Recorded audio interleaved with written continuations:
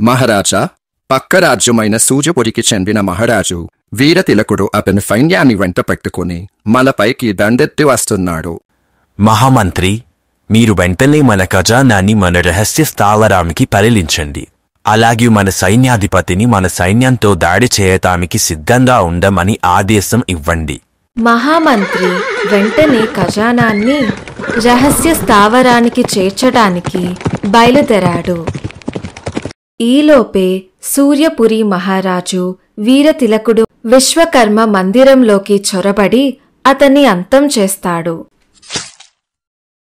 మీకు నా రాజ్యం దొరుకుతుంది కానీ నా ఖజానా ఎప్పటికీ దొరకరివ్వను.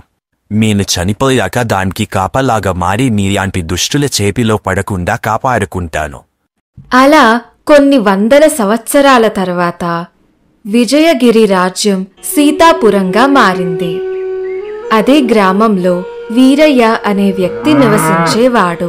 వీరయ్య దయ కరుణ కలిగిన వ్యక్తి. అతనిది కాని దానికోసం ఆశపడేవాడు కాదు. గ్రామ ప్రజలందరితోనూ ఆప్యాయంగా మాట్లాడేవాడు. ఊరి ప్రజలు అతని మంచితనానికి, ఎవరితోనైనా నవ్వుతూ మాట్లాడే స్వభావానికి ముగ్ధులయ్యేవారు.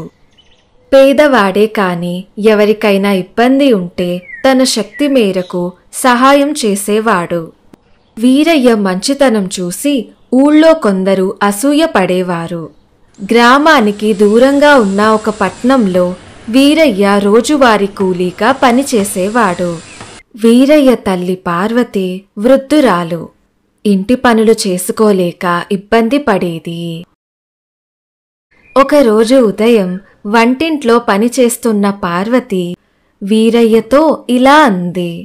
నాన్న, నేను ముసలిదాన్నైపోయాను. ఇంటి పనులు కూడా చేసుకోలేకపోతున్నాను. ఇంకా నీకు పెళ్లి వయసు వచ్చిందే, కాబట్టి పెళ్లి చేసుకో నాన్నా. అమ్మా, మనం రోజు కష్టపడితే కాని మన బతుకు గడవడం కష్టంగా ఉంది.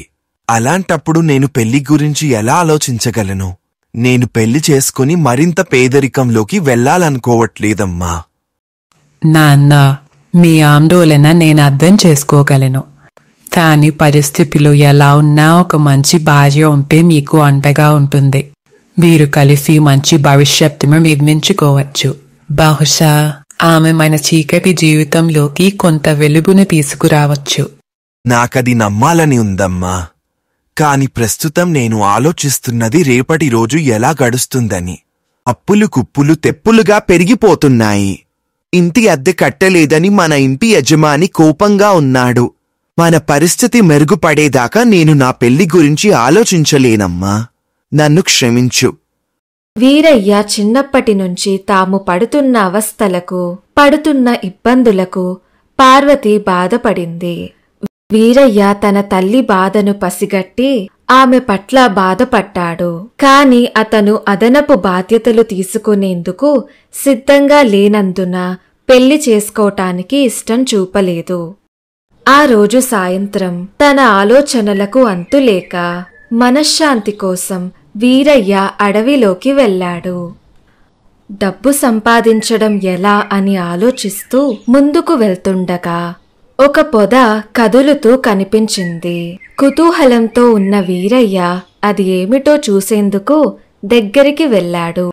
అంతే, ఒక పెద్ద అడవి పంది పొదల్లో నుండి బయటకు దూకింది. భయంతో వీరయ్య వెనక్కి తిరిగి పరుగులు తీశాడు.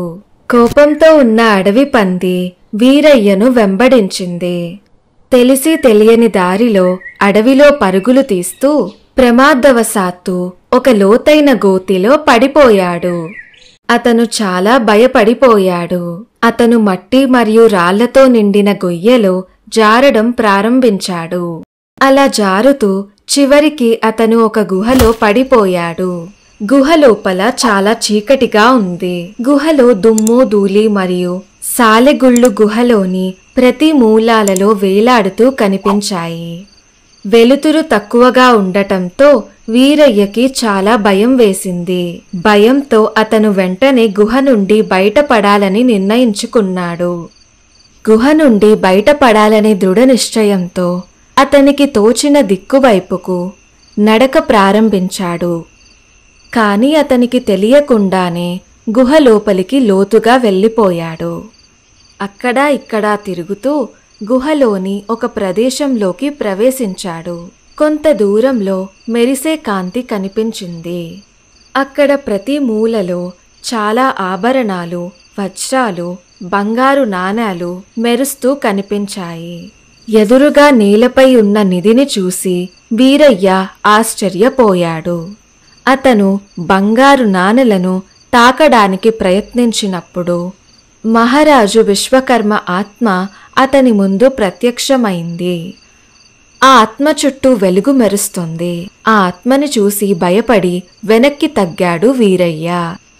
ఎవరు నువ్వు? ఇక్కడికెలా వచ్చావు? అని మహారాజు విశ్వకర్మ గంభీరంగా అడిగాడు. అయ్యా, నా పేరు వీరయ్య. నాది సీతాపురం గ్రామం. నేను నా తల్లితో కలిసి జీవిస్తున్నాను మరియు నా కుటుంబ బాధ్యతలను నేనే మోస్తున్నాను. నేను అడవిలో నా సమస్యల గురించి ఆలోచిస్తుండగా ఒక అడవి పంది నన్ను వెంబడించింది మరియు ఆ అడవి పంది నుండి తప్పించుకోవటానికి నేను ఎక్కడికి వెళ్తున్నానో ఎటు వెళ్తున్నానో కూడా తెలియకుండా ఆపై నేను అనుకోకుండా ఒక గోతిలో పడిపోయాను మరియు అది నన్ను ఇక్కడికి తీసుకువచ్చింది. అవునా?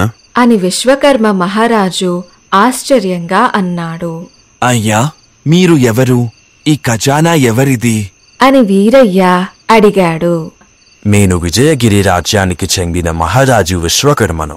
ఈ మిబి మార్బిన్. నా శత్రువుల బారి నుండి మిబిని రక్షించడానికి నేను నా మిబిని ఇక్కడికి పరిలించి దాచవలసి వచ్చింది. నా మరణ సమయంలో నేను ఈ మిబిని దొంగలు మరియు నా శత్రువుల నుండి కాపాడుతానని ప్రమాణం చేశాను. నాకు నిజాయితీ గల వ్యక్తి దొరికితే ఈ మిబి పూర్తిగా వారికి బహుమతిగా ఇవ్వాలనుకుంటున్నాను అని విశ్వకర్మ మహారాజు వివరించాడు. వీరయ్య నిజాయితీని పరీక్షించాలని విశ్వకర్మ మహారాజు అనుకున్నాడు. నువ్వు నిజాయితీ గల వ్యక్తిగా కనిపిస్తున్నావు. ఈ ఖజానాన్నంతా నీకు బహుమతిగా ఇవ్వాలనుకుంటున్నాను అని విశ్వకర్మ మహారాజు అన్నాడు. కాని వీరయ్య మాత్రం, అయ్యా, నాకు మీ ఖజానా అవసరం లేదు. నాకు ఉన్న దానితోనే సంతృప్తిగా ఉన్నాను. చిన్నప్పటి నుండి నా కష్టాలు నాకు అలవాటైపోయాయి అని నిరాకరించాడు. వీరయ్య యొక్క నిజాయితీకి విశ్వకర్మ చాలా ముగ్ధుడయ్యాడు.